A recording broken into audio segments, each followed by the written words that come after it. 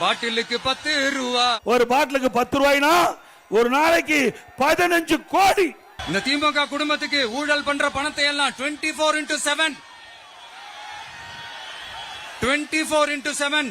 Delivery பண்ற ஒரு ATM மிஷினா இருக்கிறாரா.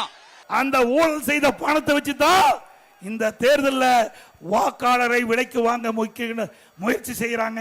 பாட்டிலுக்கு 10 ரூபா, பாட்டிலுக்கு 10 ரூபா, பாட்டிலுக்கு 10 ரூபா, பாட்டிலுக்கு 10 ரூபா, பாட்டிலுக்கு 10 ரூபா, பாட்டிலுக்கு 10 ரூபா, பாட்டிலுக்கு 10 ரூபா, பாட்டிலுக்கு 10 ரூபா.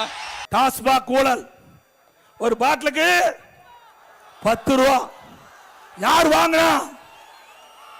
செந்தில் பாலாஜி. அவர் அமைச்சரா இருக்கும்போது ஒரு பாட்டிலுக்கு 10 ரூபா வாங்கினார். தமிழ்நாட்டில் சுமார் 6000 மதுக்கடைகள் இருக்குது. டாஸ்மாக் கடை ஒரு நாளைக்கு 1.5 கோடி பாட்டில் விற்குது.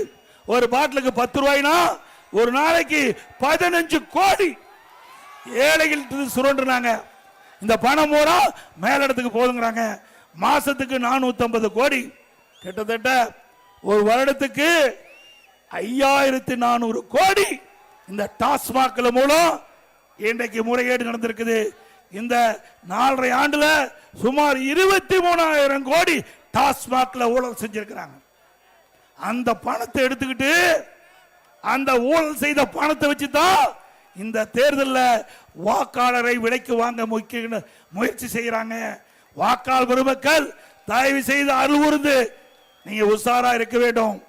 கொள்ளையடித்த பணத்தை வைத்துக் கொண்டு மக்களை சந்திக்க இருக்கிறாங்க. நாங்கள் திட்டங்களை கொடுத்து மக்களை சந்திக்கிறோம்.